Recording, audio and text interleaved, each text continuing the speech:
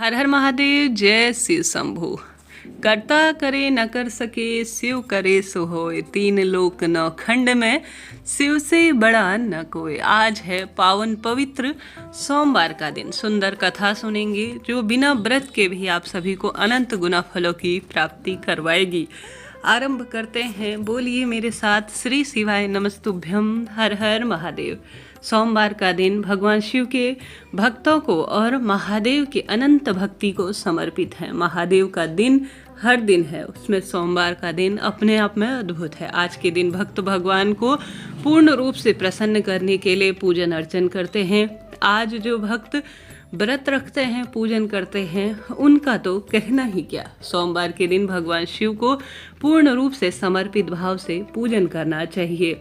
ऐसी मान्यता है, अनंत गुना फलों की इस दिन प्राप्ति करने में यह सहायक है। नारद पुराण के अनुसार सोमवार व्रत में व्यक्ति को प्रातः स्नान करके शिव जी को जल और बेलपत्र समर्पित करना चाहिए तथा शिव गौरी की पूजा करनी चाहिए। शिव पूजन के बाद सोमवार व्रत की कथा जरूर सुननी चाहिए। इसके बाद केवल एक समय ही भोजन करना चाहिए। साधारण सरल स्वरूप में सोमवार का व्रत दिन के तीसरे पहर तक होता है, अर्थात शाम तक रखा जाता है। सोमवार व्रत जो है 3 प्रकार के माने जाते हैं। प्रति सोमवार व्रत, सौम्य प्रदोष व्रत और 16 सोमवार का व्रत। करीब करीब इनमें एक ही तरह की विधि मानी गई है। अब आरंभ करते हैं सुंदर व्रत कथा का। एक समय की बात है, किसी नगर में एक साहूकार रहता था। उसके घर में धन की कोई नहीं कमी थी, लेकिन उसकी कोई संतान नहीं थी। इस कारण वह बहुत अधिक दुखी रहा करता था। पुत्र प्राप्ति के लिए वह हर सोमवार व्रत रखता और महादेव की नित्य पूजन अर्चन करता था और पूरी श्रद्धा के साथ शिव मंदिर में जाकर भगवान शिव शंकर और महादेव का पूजन किया करता था। उसकी भक्ति को देखकर एक दिन माँ पार्वती प्रसन्न हो गई और भगवान शिव से उस साहूकार की मनोकामना पूर्ण करने का आग्रह करने लगी। पार्वती जी की इच्छा अनुसार भगवान शिव ने कहा कि हे पार्वती, इस संसार में हर व्यक्ति को उसके कर्मों के अनुसार फल जरूर से मिलता है, लेकिन इस व्यक्ति के कर्म में कुछ और लिखा है। तब माता पार्वती कहने लगी कि प्रभु, हर एक व्यक्ति को कर्मों के अनुसार फल तो मिलता है, परंतु महादेव की भक्ति का भी कुछ न कुछ फल मिलना चाहिए। माता पार्वती के आग्रह पर भगवान शिव ने साहूकार को पुत्र प्राप्ति का वरदान तो दिया, लेकिन साथ में यह भी कहा कि उसके बालक की केवल आयु 12 वर्ष रहेगी। पार्वती जी और भगवान शिव की बातचीत को साहूकार सुन रहा था। उससे न तो किसी से कुछ कहा, न खुशी जताई, न दुख जताई। वह अपने कर्म करता रहा और शिव भक्ति की ओर निरंतर अग्रसर था। कुछ समय बाद साहूकार के घर में एक पुत्र का जन्म हुआ। वह बालक 11 वर्ष का हुआ तो उसे पढ़ने के लिए काशी भेज दिया गया। साहूकार ने पुत्र के मामा को बुलाकर उसे बहुत सारा धन दिया और कहा कि तुम इस बालक को काशी विद्या प्राप्त करने के लिए ले जाओ और वहाँ मार्ग में यज्ञ, दान, पुण्य, ब्राह्मणों को दक्षिणा और भोजन कराते हुए जाना। दोनों मामा भांजे इसी तरह से करते, ब्राह्मणों को दान दक्षिणा देते, काशी की ओर चल पड़े। रात में एक नगर, जहाँ नगर के राजा की कन्या का विवाह था, लेकिन जिस राजकुमार से उनका विवाह होने वाला था वह एक आंख से काना था, माफ करें। राजकुमार के पिता ने उसके पुत्र को काना होने की बात को छुपाने के लिए एक चाल जो है करने की सोची। साहूकार के पुत्र को देखकर उसके मन में एक विचार आया। उसने सोचा क्यों न इस लड़के को दुल्हा बनाकर राजकुमारी से इसका विवाह कर दूं। विवाह के बाद इसको धन देकर विदा कर दूंगा और राजकुमारी को अपने नगर ले जाऊंगा।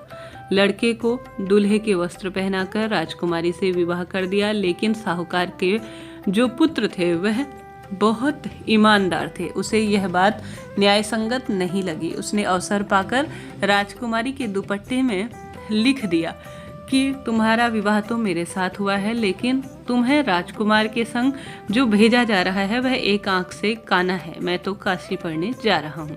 जब राजकुमारी ने चुन्नी पर लिखी हुई बात पढ़ी तो उसने अपने माता पिता को यह बात बताई। राजा ने अपनी पुत्री को विदा नहीं किया, जिससे बारात बिना दुल्हन के वापस चली गई। दूसरी ओर साहूकार का लड़का और उसके मामा काशी पहुँचे और वहाँ जाकर उन्होंने यज्ञ किया।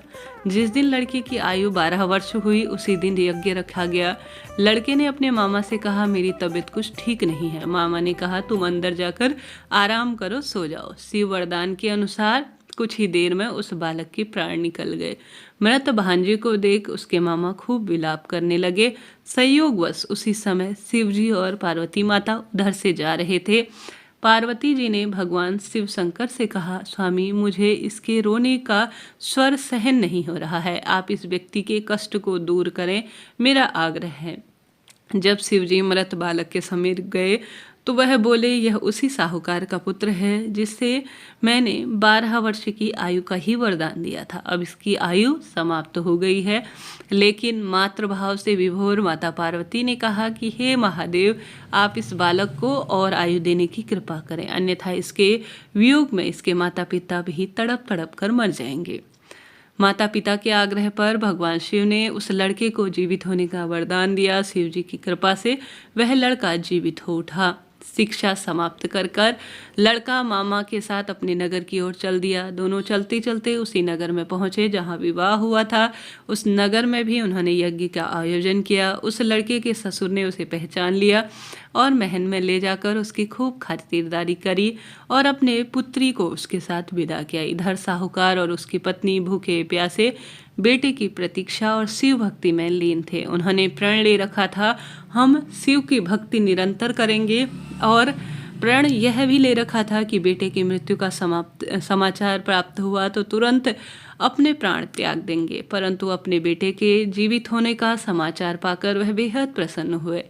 उसी रात्रि भगवान शिव ने व्यापारी के स्वप्न में आकर कहा, हे श्रेष्ठी, मैंने तेरे सोमवार के व्रत करने से और व्रत कथा सुनने से, तेरी दान पुण्य और मेरे प्रति विश्वास से प्रसन्न होकर तेरे पुत्र को लंबी आयु का वरदान दिया है। इस प्रकार से जो भी भक्त सोमवार का व्रत करेगा और महादेव की विशेष पूजा अर्चना और व्रत की कथा सुनेगा और सुनाएगा, उसकी सब मनोकामना पूर्ण होगी और उसके घर परिवार पर किसी तरह से कोई भी दुख दरिद्रता वास नहीं करेगी। जीवन में खुशियों का भंडार भरता रहेगा। इस तरह से सुंदर सोमवार की व्रत कथा मैंने आप सभी को सुनाई। आपने सुनी, आपका आभार, धन्यवाद।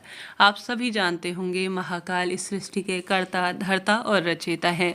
आप सभी को भी जितना संभव हो आज सोमवार के दिन महादेव की भक्ति में स्वयं सुबह या शाम के समय जब आपको समय मिले, या दोनों समय या पूरे दिन भर में प्रभु भक्ति में समय व्यतीत करना चाहिए। महादेव को आंख, धतूरा, बेलपत्र, भस्म इत्यादि समर्पित करना चाहिए। विधि विधान से महादेव की पूजा करें, खूब दीपदान करें। ओमकार के रूप में प्रत्येक मनुष्य के भीतर महादेव का वास है। जितना संभव हो मानव सेवा में अपना समय व्यतीत करें। महादेव आपके कर्मों के अनुसार आपकी पूजा, भक्ति, दान, पुण्य से प्रसन्न होकर आपके जीवन को सुदृढ़ करेंगे और अंत में शिवलोक को स्थान निश्चित रूप से आपको प्राप्त करवाएंगे। वीडियो उचित उपयोगी रही हो तो कृपया चैनल को लाइक करें, शेयर करें, कमेंट्स बॉक्स में श्री शिवाय नमस्तुभ्यम, हर हर महादेव लिखना न भूलें। जय